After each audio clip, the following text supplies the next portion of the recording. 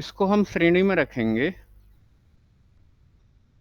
Examples of finite group, examples of finite group, है ना, examples of finite group, GROUP, ठीक है, examples of finite group. मतलब अब तक हमने जितने भी एग्जाम्पल्स किए हैं वो सारे के सारे कैसे ग्रुप के एग्जाम्पल थे? इनफाइनाइट। पहली बार आया एग्जाम्पल ऑफ फाइनाइट ग्रुप, और इसमें पहला एग्जाम्पल है कि so that the set of fourth roots of unity, namely क्या क्या हैं उन रूट्स के नाम, 1 - 1 I and -I form a group with respect to multiplication. तो पहले हम ये करते हैं कि हमारे पास है क्या और हमें करना क्या है, ठीक है। तो सॉल्यूशन की बात करते हैं। Let G is equal to, G ले लीजिए 1 - 1 I एंड -I, ठीक है, and multiply with the operation on G, operation on G। तो first of all construct the following composition table. First of all her question के लिए यही करना पड़ेगा, जब भी फाइनाइट ग्रुप का एग्जांपल मिले तो आपको कंपोजिशन टेबल बनानी पड़ेगी। तो first of all construct the following composition table, following composition table, composition table. अगर composition टेबल की बात करी जाए तो टोटल एलिमेंट कितने हैं? 4। तो आप टेबल तैयार करेंगे ऐसे,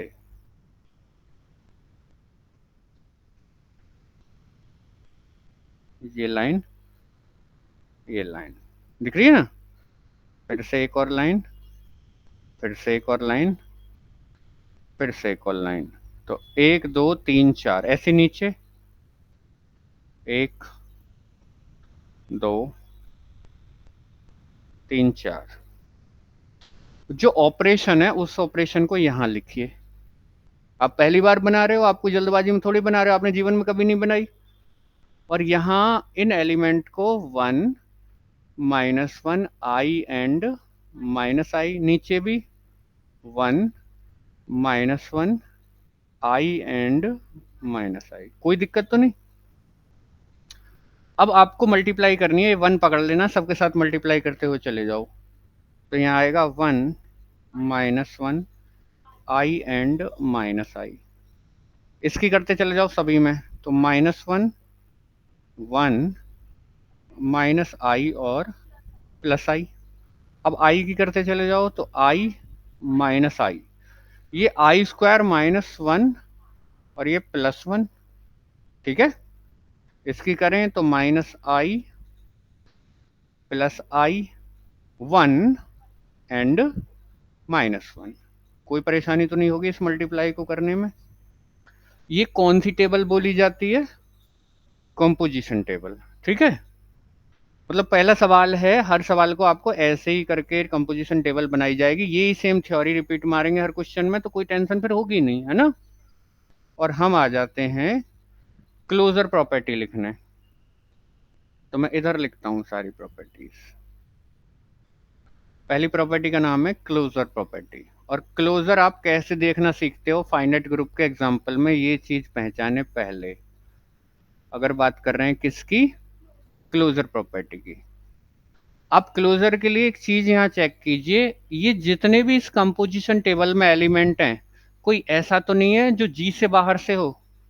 सारे एलिमेंट कहां से आ रहे हैं? जी से। तो सिंस, बिल्कुल ऐसे ही कारण बता देंगे कि since we know that, since we know that, we know that नहीं, we see that, since we see that, या from the composition table, from the composition table, from the composition table, we see that we see that we see that we see that all elements in the composition table, in the composition table are from G. बस यही पहचान है closure की कि सारे के सारे element किससे आ रहे हैं कंपोजिशन टेबल में, जी से आ रहे हैं, कोई भी बाहर से नहीं है। तो this implies G is closed with respect to multiply. बस हो गया लीजिए काम। और नंबर सेकंड प्रॉपर्टी का नाम है associativity. Associativity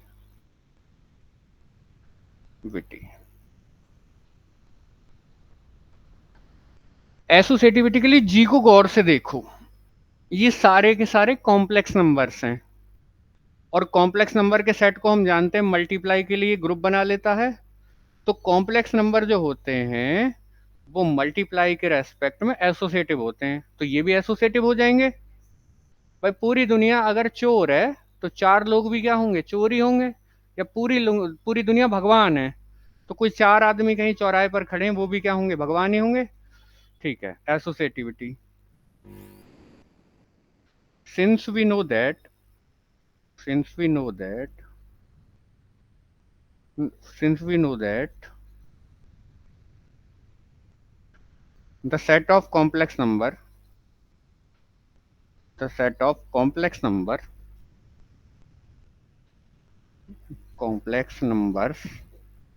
is always associative। अब ये भी तो एसोसिएटिव विद रेस्पेक्ट टू किसके रेस्पेक्ट में, विद रेस्पेक्ट टू मल्टीप्लीकेशन। ये हम पहले से जानते हैं, हमारी प्री नॉलेज है। तो then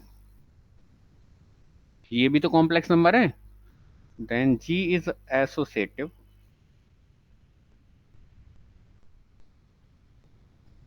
with respect to multiply. कोई प्रॉब्लम नहीं एसोसिएटिविटी में। अब एग्जिस्टेंस ऑफ आइडेंटिटी की अगर बात करूं तो मुझे ये बताओ, इसको फर्स्ट रो बोलूंगा मैं, ये फर्स्ट रो, ये सेकंड रो, ये थर्ड रो, ये फोर्थ रो, ये फिफ्थ रो। ठीक है, और ये रो किसके द्वारा हेड करी जा रही है, वन के द्वारा। इस रो का जो हेड है वो कितना है, वन। आप एक चीज देखो, फर्स्ट रो जैसी कौन सी रो है, ये वाली रो, और इसका हेड कौन है, वन। तो वन ही क्या बन जाएगा, आइडेंटिटी एलिमेंट। जो रो फर्स्ट रो जैसी होती है उसका हेड उठा लो, वो हेड ही क्या बन जाता है, आइडेंटिटी एलिमेंट। बस तो यही लिखना है जैसे मैंने बोला है एग्जिस्टेंस ऑफ आइडेंटिटी के लिए। Number three, existence of identity, existence of identity.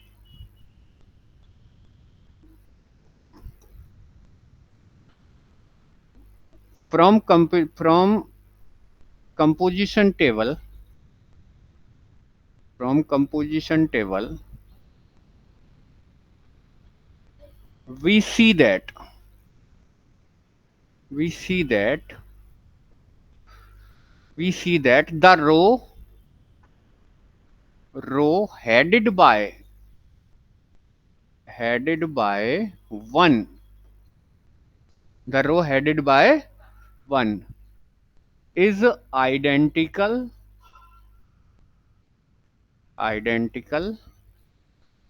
with first row,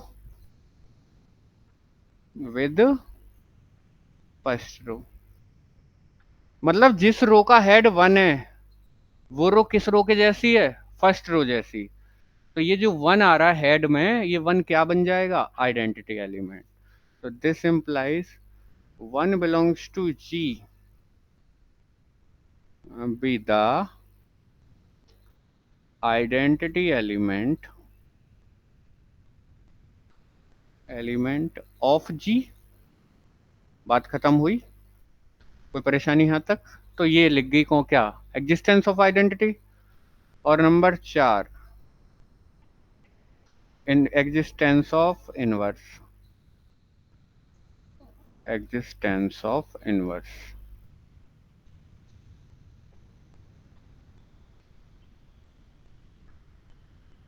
दा लगा लेना। From the composition table, from the composition table we observe that या we see that, ये कुछ भी लिख लो, we observe that। हाँ जी, आइडेंटिटी एलिमेंट का तो पता लग ही चुका है, तो आप पीछे चलिए और यहाँ एक चीज देखिए, आइडेंटिटी एलिमेंट तो ये है, तो आपको पता चला है कि 1 में 1 की मल्टीप्लाई करने पर आइडेंटिटी एलिमेंट आता है। 1 मिनट के लिए यहाँ देख लेते हैं, 1 में 1 की मल्टीप्लाई करने पर आइडेंटिटी एलिमेंट आ रहा है, और मतलब ये देख लिया करो, -1 में, नहीं सॉरी, आपने देखा कि 1 में 1 की मल्टीप्लाई करने पर बना रहा है, 1 में 1 की मल्टीप्लाई। अब 1 और कहाँ है, पहले तो 1 ढूंढ लो। एक तो 1 ये रहा, मैं कलर चेंज करके बताऊंगा। एक तो 1 ये रहा, एक 1 ये रहा, एक 1 ये रहा, और एक 1 ये रहा। ये 1 1 में 1 में मल्टीप्लाई करने पर बना रहा है, एक -1 में -1 की मल्टीप्लाई करने पर आ रहा है, तो -1 में -1 की मल्टीप्लाई करने पर बना रहा है। एक i में -i की मल्टीप्लाई करने पर, i में -i की मल्टीप्लाई करने पर बना रहा है, और एक -i में i की मल्टीप्लाई करने पर बना रहा है, -i में i। ये सारी चीजें वहीं लिखो, इससे टेबल से देखने पर। तो from the composition table we observe that 1 into 1 is equal to 1, तो this implies 1 is self inverse। 1 क्या हो जाएगा, self inverse. -1 into -1 is also 1, यहां भी आइडेंटिटी एलिमेंट आ गया, तो -1 का इनवर्स कौन है, -1, तो this implies -1 is self inverse. I में किसकी मल्टीप्लाई करने पर 1 आया टेबल से, 1, हाँ, तो this implies -i be the, नहीं, सेल्फ कहाँ है, -i का i है, -i be the inverse of i। आई बात समझ में? और lastly -i into i is equal to 1, तो this implies i be the inverse of minus. तो हर एलिमेंट के पास इनवर्स भी मिल रहा है, ठीक है। और इसमें कॉम्यूटेटिविटी भी दिखाई जा सकती है। अबेलियन ग्रुप भी देख लेते हैं अगर है या नहीं। अबेलियन के लिए क्या चेक करें, अबेलियन के लिए आप कॉम्यूटेटिविटी चेक करोगे कैसे, आप ये देखो कि क्या ये पहले वाला, ये पहले वाला, ये पहली, यहां से शुरू करना, मतलब इतना एरिया चूज करना है आपको, दिस वन, ठीक है। क्या ये पहले वाली रो पहले कॉलम जैसी है, क्या दूसरे वाली रो दूसरे कॉलम जैसी है, बिल्कुल। क्या तीसरे वाली रो तीसरे कॉलम जैसी है, क्या चौथे वाली रो चौथे कॉलम जैसी है, तो ये कॉम्यूटेटिव भी हो जाएगा, ठीक है। ये पहचान है। अगली प्रॉपर्टी की तरफ बढ़ते हैं और उसका नाम है कॉम्यूटेटिविटी। Number 5 कॉम्यूटेटिविटी। Number 5 कॉम्यूटेटिविटी,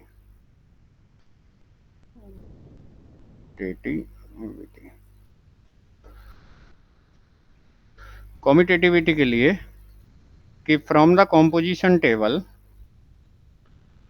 from the composition table we observe that observe that the corresponding rows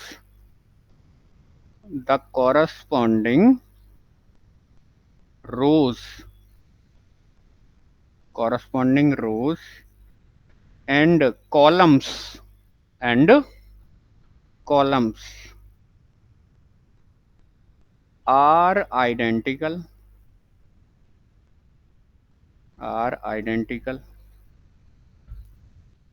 ठीक है, तो this implies G is commutative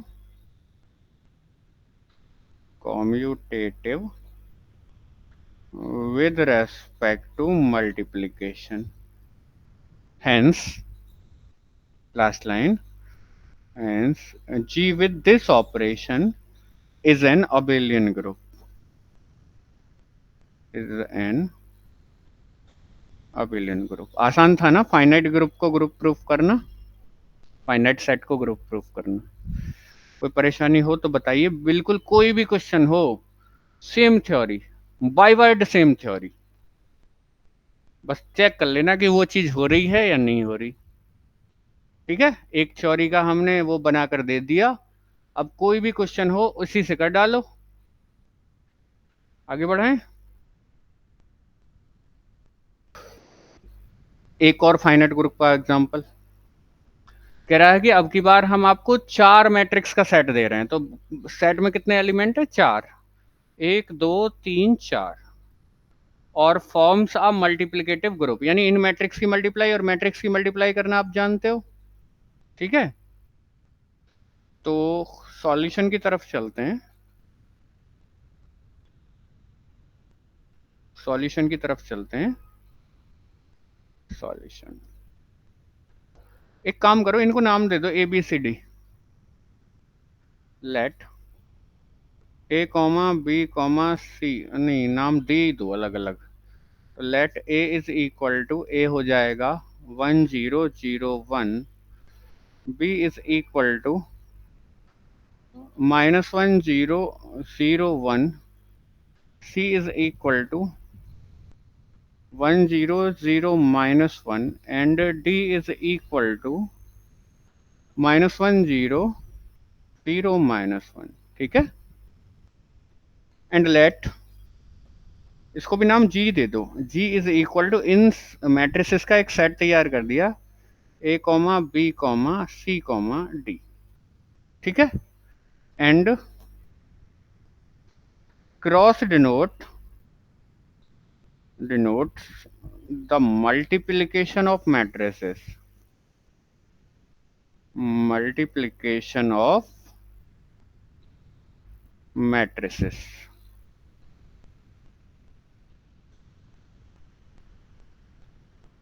matrices की मल्टीप्लाई। तो first of all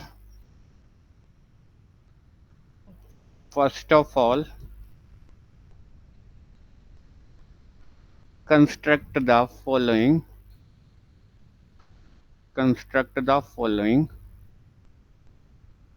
composition table,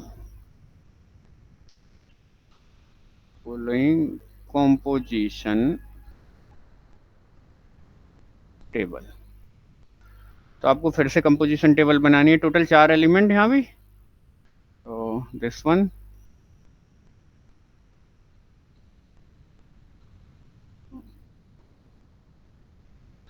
और यहाँ किसका ऑपरेशन रखें? मल्टीप्लाई। तो A B C D, A B C और डी, कोई दिक्कत? अब एक काम कीजिए, आप मल्टीप्लाई कीजिए, पहले ए की ए के साथ करूंगा तो ए आएगा, ये आइडेंटिटी है, तो A B C D, suppose two मैंने कर ली, ए की मैंने ए के साथ कर ली तो ए आएगा, ए की मैंने बी के साथ करी तो बी आएगा, ए की मैंने सी के साथ करी तो सी आएगा, ए की मैंने डी के साथ करी तो डी आएगा। अब बी की ए के साथ करो तो बी ही आएगा। अब बी की बी के साथ आप करके बताओ हमें क्या आएगा, जल्दी रफ पेपर ले लो, बी की बी के साथ मल्टीप्लाई करो।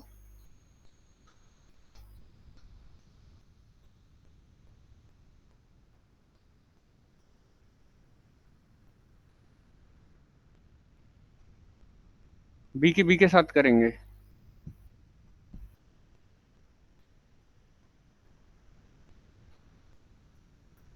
बी की बी के साथ करेंगे तो ए आएगा, और डी सी, देखो आ रहा है नहीं, ए बी सी डी, और ए बी सी डी,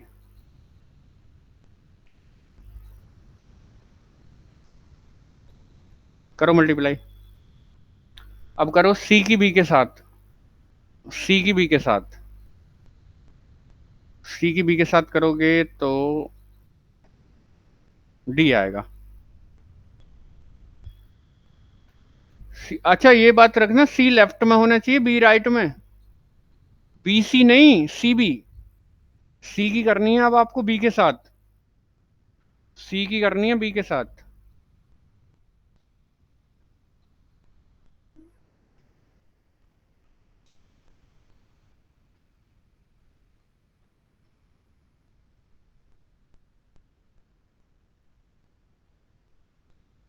-1 0 -1 कौन सा आ रहा है, सी आ रहा है, डी आ रहा है, डी है ना, सी की अगर बी के साथ करेंगे तो डी, ये ए बी, ये कर लेना घर आराम से, ठीक है।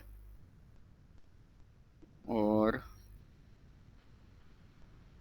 डी सी बी है, डी सी बी है, ठीक है, हुई रखी है मेरे पास तो, इसलिए मैंने नहीं करी, आप कर लेंगे, बच्चे हो, ठीक है, कर लेंगे सारी मल्टीप्लाइयाँ। तो कंपोजिशन टेबल बना दी। अब इस कंपोजिशन टेबल में ये व्हाइट कलर के जितने भी आ रहे हैं, इन व्हाइट कलर के में ये देखो कि सारे इससे ही आ रहे हैं, कोई बाहर से भी आ रहा है, इससे ही आ रहे हैं, तो closure property, first of all closure, इसके लिए लिख देंगे कि from the composition table, from the composition table,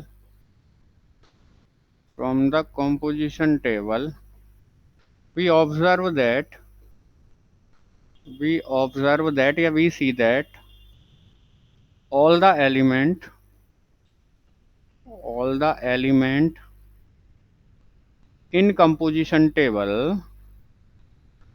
in composition table are from G, are from G.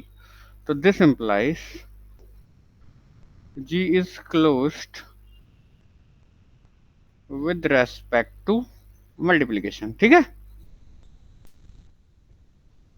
Number second I associativity, associativity, इसके लिए लिख देना आप, सेकंड सेमेस्टर में पढ़कर आए हो कि since we know that, since we know that,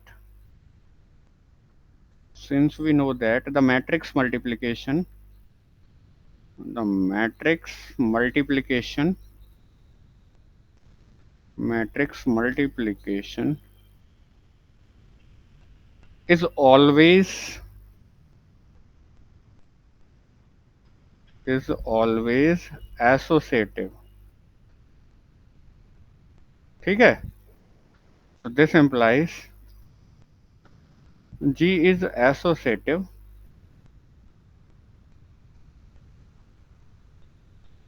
with respect to this operation। तो दो का तो टंटा खत्म हुआ। अब ये देखो, ये दिखाई दे रही है फर्स्ट रो, किसके द्वारा हेड होने वाली रो इसके आइडेंटिकल है, इसके जैसी कौन सी रो है, यही है। तो इस एलिमेंट पर क्या बना दो, स्टार, और वो ही लिख देंगे कि the row, row headed by A is identical with first row. तो दिस मीन्स ए क्या हो जाएगा, identity element. Existence of identity की बात करें, existence of identity number 3, existence of identity, existence of identity from the composition table, from the composition table, from the composition table we see that, yeah, we observe that, we observe that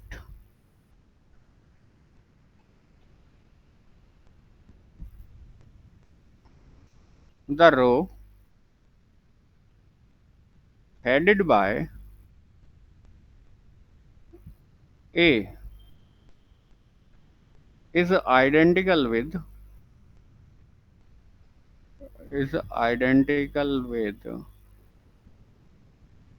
first row.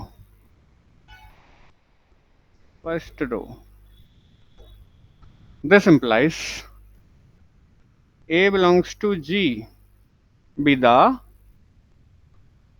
identity element. कोई परेशानी तो नहीं आ रही? बिल्कुल same to same ही शब्द लिख रहा हूं। और नंबर 4 वाली आ गई existence of inverse. Existence of inverse की अगर बात करूं, एग्जिस्टेंस ऑफ इनवर्स के लिए कह रहा है कि फ्रॉम द कंपोजिशन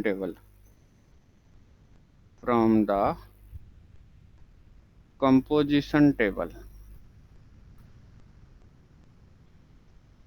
आप एक काम कीजिए, जहां भी ए आ रहा है उसको पकड़ लीजिए। पहले आ रहा है ना ए, तो आप लोग एक चीज देख पाओगे, ए में ए की मल्टीप्लाई करने पर ए मिल रहा है, ए में ए की, और बी में बी की, और सी में सी की, और डी में डी की। सारे के सारे कैसे हो जाएंगे? क्या बोलते हैं उनको? नहीं, आपको पता है कि ए में ए की मल्टीप्लाई करने पर ए मिल रहा है, इसका मतलब ए का इनवर्स कौन है? तो ए कैसा हो गया? दिस इंप्लाइज, हाँ, ए इज सेल्फ इनवर्स।